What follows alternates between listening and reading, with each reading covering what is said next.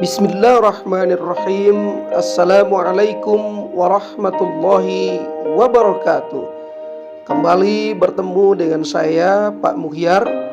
Pada kali ini kita melanjutkan kembali perbincangan kita tentang moderasi beragama. Kali ini tema yang kita bahas adalah mengapa wasatiyah.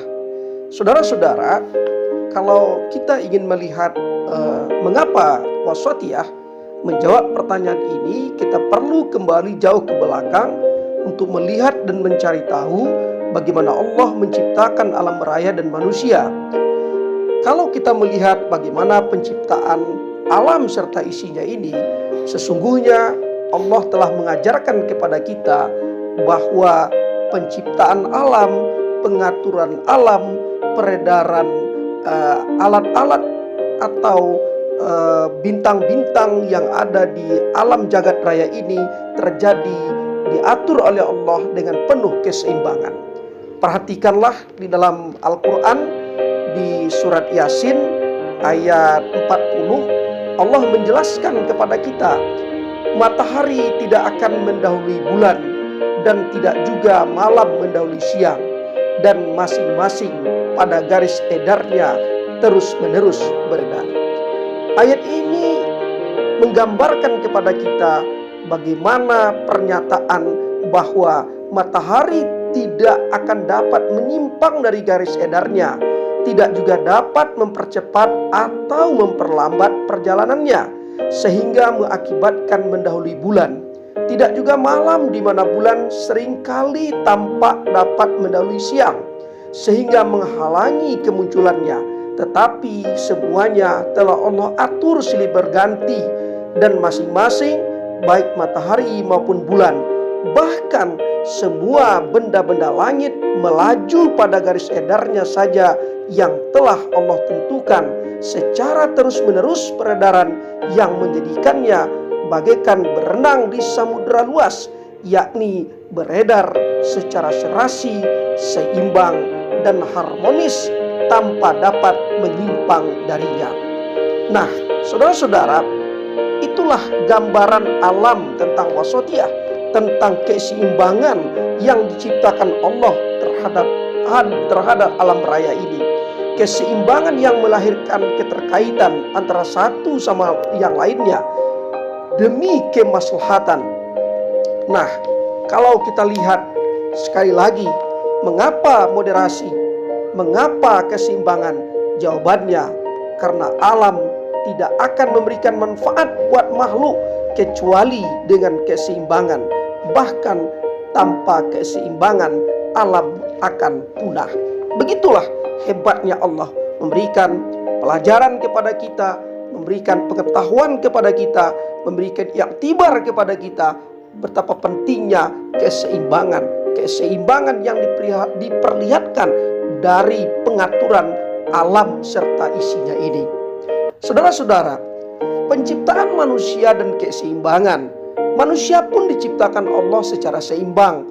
Sejak sebelum tercipta, Allah telah menyampaikan kepada malaikat bahwa ciptaannya itu akan ditugaskannya menjadi khalifah di permukaan bumi.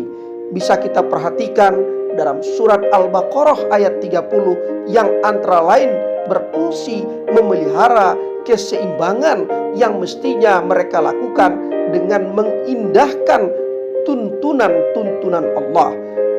Kita perhatikan dalam Al-Quran surat Ar-Rahman ayat 5-8, Allah menjelaskan ayat-ayat Allah yang menjelaskan bahwa matahari dan bulan beredar pada porosnya menurut perhitungan yang sangat sempurna dan ketetapan yang tanpa cacat.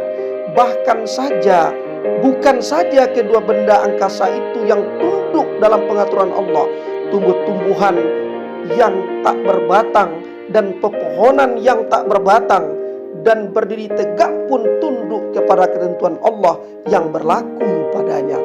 Allah juga telah meninggikan langit setelah tadinya langit dan bumi merupakan satu gumpalan, dan Dia meletakkan secara mantap neraca keadilan dan keseimbangan supaya kamu jangan melampaui batas dalam neraca keadilan dan keseimbangan. Baik karena itu pula, tegakkanlah secara sempurna timbangan, yakni neraca keadilan itu dengan segala persoalan dan terhadap semua pihak, walaupun terhadap diri kamu sendiri. Tegakkanlah dengan adil sehingga menguntungkan semua pihak, dan janganlah kamu mengurangi neraca itu dengan bentuk pengurangan apapun.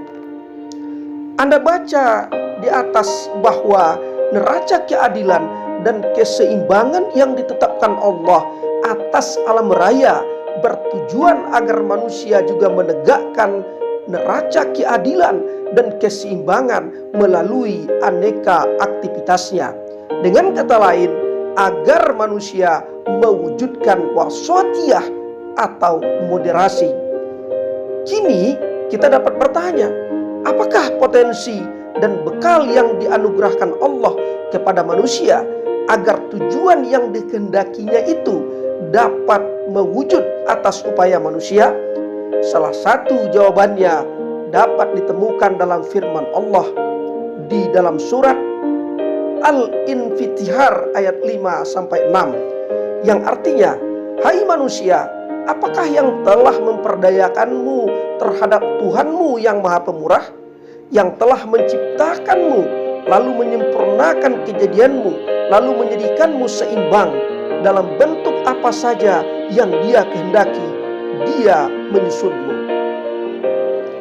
Saudara-saudara, kata fa'adalaka terambil dari kata adil yang antara lain berarti seimbang. Di samping dapat berarti menjadikan anggota tubuh manusia seimbang dan serasi sehingga tampak harmonis. Kata pada ayat tersebut dapat juga berarti menjadikanmu memiliki kecenderungan untuk bersikap adil. Karena itu, jika terjadi gangguan pada diri manusia, baik jiwanya maupun fisiknya, maka akan terjadi kepincangan atau ketidakseimbangan. Fisik jika fisiknya terganggu, dan jiwa jika jiwanya terganggu. Dari segi fisik, perhatikanlah anggota badan yang berpasang-pasangan, kaki, tangan, mata, telinga, dan lain sebagainya. Sungguh serasi dan seimbang, semuanya sangat mengagumkan. Lalu seluruh anggota tubuh manusia saling berkait dalam keserasian yang mengagumkan, dari yang terkecil hingga yang terbesar. Kita tidak dapat menjangkau kehebatan ciptaan Allah yang ditugaskannya menjadi khalifah di bumi, bukan saja karena keterlambatan manusia mempelajari dirinya akibat sibuk menghadapi alam dan upaya meraih kenikmatan dan gemerlapannya, tetapi lebih-lebih karena memang manusia makhluk unik yang amat kompleks. Dalam dirinya tersimpul alam raya, seperti orang bijak mengatakan, engkau menduga dirimu suatu bentuk yang kecil, padahal dalam dirimu tersimpul alam yang besar. Saudara-saudara, alam menganugerahi manusia aneka potensi jasmani dan rohani agar manusia mampu menerapkan keseimbangan wasatiyah dalam hidupnya. Keistimewaan jasmani dan rohani itu dikukuhkan lagi dengan kehadiran Rasulullah SAW, Nabi kita, Rasul kita, Habibullah, yang memberi contoh dan penjelasan tentang tuntunan-tuntunan agama yang moderat dan mampu mengantar kaum muslimin bila mereka mengindahkannya menuju kebahagiaan dunia dan akhirat. Karena itu tidak meleset jika dikatakan bahwa wasatiyah sesuai dengan fitrah, sesuai dengan jati diri manusia, dan dengan demikian ia dapat diterapkan dengan mudah oleh siapapun selama jiwanya belum dikotori oleh debu tanah yang berlebihan. Selama dalam dirinya manusia masih terdapat debu tanah yang berdamping dengan ruh yang keduanya diciptakan Allah pada setiap manusia. Saudara-saudara, itulah sekelumit mengapa wasatiyah itu, keseimbangan itu perlu dalam kehidupan manusia, karena memang secara alam Allah telah mengkodratkan keseimbangan, dan pada diri kita manusia juga Allah telah mengkodratkan keseimbangan itu.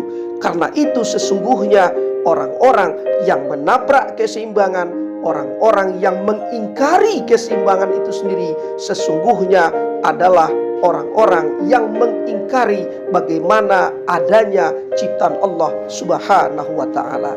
Baik saudara-saudara, demikianlah pertemuan kita tentang mengapa harus wasatiyah. Semoga ada manfaatnya. Terima kasih. Wassalamualaikum warahmatullahi wabarakatuh.